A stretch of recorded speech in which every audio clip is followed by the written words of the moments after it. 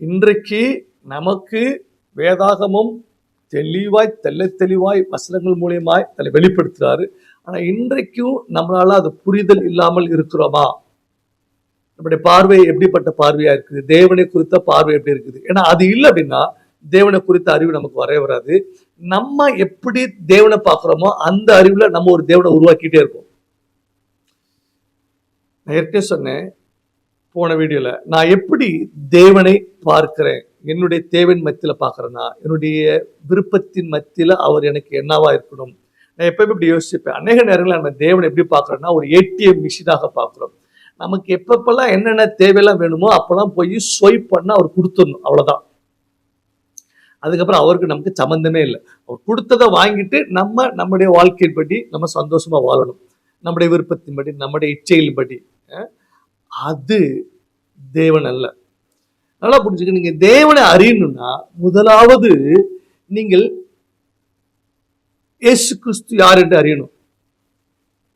ஏன்னா இயேசு கிறிஸ்து சொன்னாரு, பிதாவை முழுமையா அறிந்திருக்கிறீங்க, என்னை அல்லாமல் ஒருவனும் பிதாவை அறிய முடியாது அப்படின்னாரு. சொல்ல புரியுதுங்களா? இயேசு கிறிஸ்து சொன்னாரு, என்னை அல்லாமல் ஒருவனும் பிதாவின் இடத்தில் வர முடியாது. அப்படின்னா என்ன அர்த்தம் அப்படின்னா, நான் வாசலை திறந்தாதான் நான் பிதாவினை பார்க்க முடியும் அப்படின்னு அந்த அர்த்தத்தில் அவர் இயேசு கிறிஸ்து சொல்லல. என்னையே நீ அறியல அப்படின்னா நீ பிதாவே அறிய முடியாது. எனவே உன்னால புரிஞ்சுக்க முடியும்னா நான் என்ன செய்யறேன், எப்படிப்பட்டவனா நான் இருக்கிறேன் அப்படின்றத நீ புரிஞ்சுக்கல அப்படின்னா நீ பிதாவை என்ன பண்ண முடியாது, புரிய முடியாது. ஏன்னா நானும் பிதா ஒன்றா இருக்கணும் அப்படின்னு என்னன்னா, எனக்கு என்ன குணாதிசயங்கள், என்ன ஃபீலிங்ஸ், என்ன எமோஷன், என்ன நான் செய்ய விரும்புறேன், என்ன செஞ்சிட்டு இருக்கிறேன், அது அப்படியே பிதா இருக்கிறார். நான் எவ்வளவு அன்பா இருக்கணும் அதே அன்புலதான் பிதாவும் இருக்கிறார். பிதாவுக்கு ஒரு கேரக்டர், இயேசு கிறிஸ்துக்கு ஒரு கேரக்டர் அப்படிதான் கிடையாது.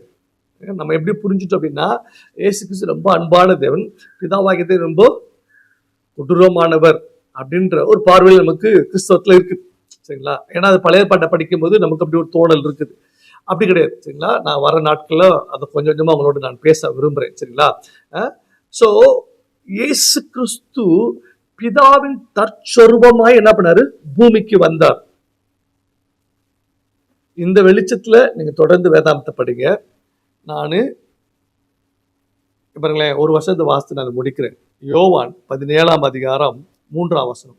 ஒன்றான மெய்தேவனாகிய உம்மையும் நீர் அனுப்பினவராகிய இயேசு கிறிஸ்துவையும் அறிவதே நித்திய ஜீவன். நான் வசனம் திருப்பி சொல்றேன். யோவான் 17:3. ஒன்றான மெய்தேவனாகிய உம்மையும் நீர் அனுப்பினவராகிய இயேசு கிறிஸ்துவை அறிவதே நித்திய ஜீவன். சரிங்களா?